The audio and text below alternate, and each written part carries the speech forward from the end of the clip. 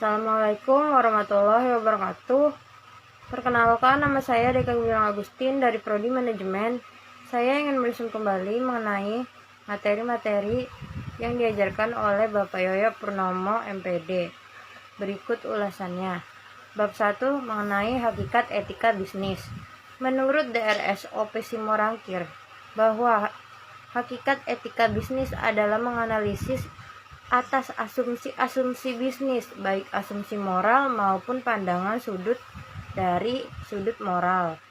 Pengertian etika dan bisnis. Kata etika berasal dari kata ethos, bahasa Yunani, yang berarti karakter, watak kesusilaan, atau adat istiadat atau kebiasaan.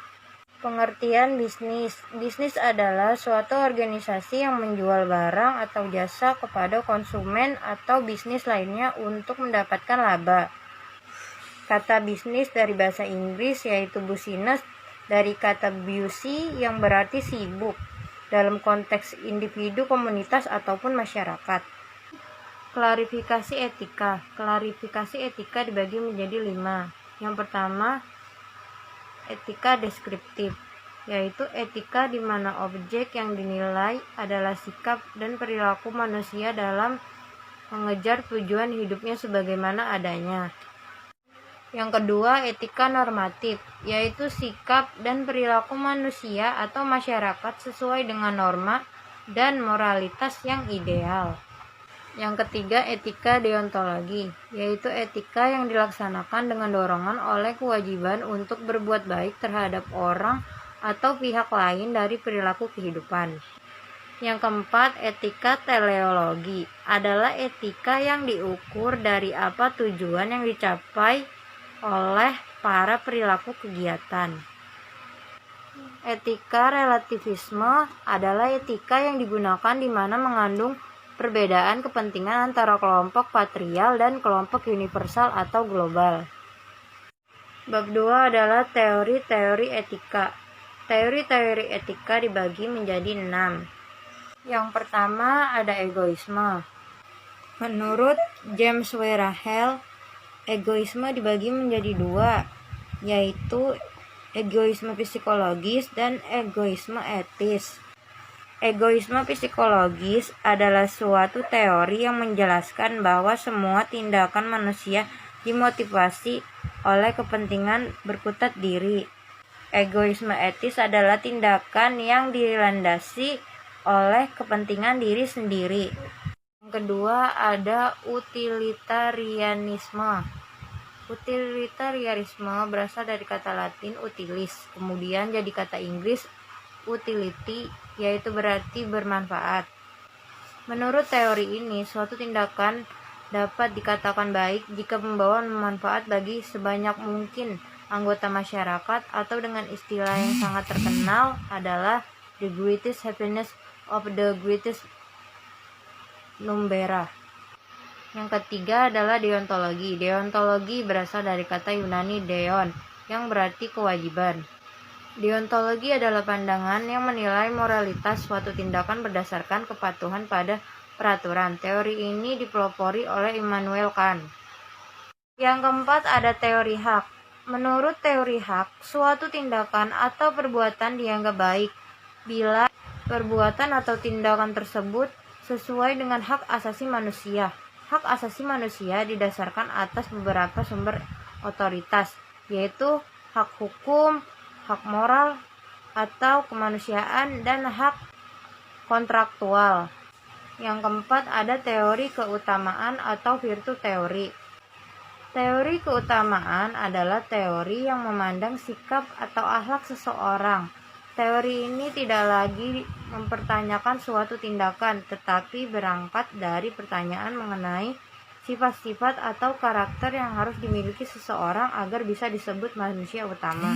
Yang keenam ada teori etika etonom. Teori etika etonom yaitu teori yang dilandaskan tujuan yang dicapai manusia dalam memperoleh kebahagiaan surgawi. Teori ini mengatakan bahwa karakter moral manusia ditentukan secara hakiki oleh kesesuaian hubungannya dengan kehendak Tuhan. Bab 3 mengenai bisnis dan etika. Bisnis adalah suatu kegiatan untuk memproduksi dan menjual barang dan jasa untuk memenuhi kebutuhan masyarakat. Bisnis merupakan bagian integral dari kehidupan masyarakat. Sudut pandang bisnis. Sudut pandang bisnis dibagi 3 menjadi sudut pandang bisnis ekonomis, sudut pandang bisnis moral, sudut pandang bisnis hukum. Dalam etika bisnis, terdapat beberapa hal yang perlu diperhatikan antara lain. Yang pertama, pengendalian diri. Yang kedua, pengembangan tanggung jawab sosial. Yang ketiga, penerapan konsep pembangunan yang berkelanjutan. Yang keempat, mempertahankan jati diri. Yang kelima, menciptakan persaingan yang sehat. Tujuan mempelajari etika bisnis. Yang pertama, mengontrol dan menumbuhkan kesadaran bagi para pebisnis untuk menjalankan bisnis yang bersih, jujur, dan melakukan persaingan secara sehat. Yang kedua, untuk menciptakan lingkungan kerja yang kondusif dan menjauhkan perusahaan dari citra buruk. Yang ketiga, untuk menimbulkan rasa tanggung jawab terhadap kehidupan dan menjadikan seseorang yang lebih baik ke depannya. Manfaat mempelajari etika bisnis. Yang pertama, menumbuhkan citra baik perusahaan yang akhirnya menjadi nilai tambah di mata konsumen. Yang kedua, dapat meningkatkan kepercayaan investor pada perusahaan. Yang ketiga, menciptakan kenyamanan dalam perusahaan. Yang keempat, meningkatkan kualitas daya saing baik dalam perusahaan maupun di luar perusahaan. Bab 4 mengenai prinsip-prinsip etika bisnis. Prinsip-prinsip etika bisnis dibagi menjadi 6. Yang pertama, prinsip kejujuran etika bisnis. Yang kedua, prinsip otonomi etika bisnis.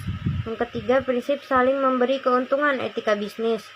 Yang keempat, prinsip keadilan etika bisnis. Yang kelima, prinsip integritas etika bisnis. Yang keenam, prinsip kesetiaan etika bisnis. Pendekatan etika bisnis untuk menjalankan prinsip. Pendekatan etika bisnis untuk menjalankan prinsip. Yang pertama ada justice approach. Dalam tindakan ini, semua orang yang memiliki hak untuk mengambil keputusan berada di posisi yang sama dan bertindak adil dalam melayani pelanggan, baik individu maupun kelompok. Yang kedua, individu right approach. Dalam pendekatan ini mempengaruhi kemampuan seseorang untuk menghargai tindakan satu sama lain. Yang ketiga, ada utilitarian approach. Dalam pendekatan ini, semua tindakan yang diambil harus didasarkan pada pemahaman akan konsekuensi. Contoh pelanggaran etika bisnis. Yang pertama, pelanggaran hukum. Yang kedua, pelanggaran transparansi. Yang ketiga, pelanggaran kejujuran. Yang keempat, pelanggaran empati. Bab 5 mengenai etika utilitarianisme. Utilitarianisme adalah suatu teori dari segi etika normatif yang menyatakan bahwa suatu tindakan yang patut adalah yang memaksimalkan penggunaan atau utility. Biasanya didefinisikan sebagai memaksimalkan kebahagiaan dan mengurangi penderitaan. Teori tujuan pembuatan. Menurut kaum utilitarianisme, tujuan pembuatannya sekurang-kurangnya menghindari atau mengurangi kerugian yang diakibatkan oleh perbuatan yang dilakukan, baik dari diri sendiri maupun orang lain. Adapun maksimalnya adalah dengan memperbesar kegunaan, manfaat, dan keuntungan yang dihasilkan oleh perbuatan yang akan dilakukan. Utilitarianisme peraturan dibagi menjadi 2. Yang pertama, kriteria penilaian moral mendapatkan dasar pada ketaatan terhadap perilaku moral umum. Yang kedua, tindakan moral yang dibenarkan adalah tindakan yang didasarkan pada peraturan moral yang menghasilkan akibat-akibat yang lebih baik. Bab 6 adalah keadilan dalam bisnis. Transaksi yang baik dan benar dalam proses jual beli atau gadai-menggadai harus memenuhi rasa keadilan bagi kedua belah pihak. Pandangan mengenai keadilan yang mewariskan pengaruh kuat adalah Aristoteles. Ia membagi keadilan menjadi 3 bagian, yaitu keadilan legal, keadilan komunitatif, dan keadilan distributif. Maksudnya keadilan legal lebih menyangkut hubungan vertikal antara negara. Keadilan komunitatif menyangkut hubungan horizontal antara warga yang satu dengan yang warga yang lain. Lalu keadilan distributif atau keadilan ekonomi adalah distribusi komunikasi yang merata atau yang dianggap adil untuk semua warga negara. Sistem gadai. Gadai merupakan sebentuk usaha pinjam-meminjam uang dengan jangka waktu tertentu, di mana penggadai menyerahkan barang sebagai tanggung jawab pada penggadai. Lalu, jika sampai waktunya tidak ditebus, maka status barang tersebut berubah menjadi hak pihak pemberi pinjaman. Gadaian artinya barang yang digadaikan. Penggadai berarti orang yang menggadaikan, dan penggadaian adalah tempat bergadai atau rumah gadai. Sekian dan terima kasih. Mohon maaf bila ada kesalahan.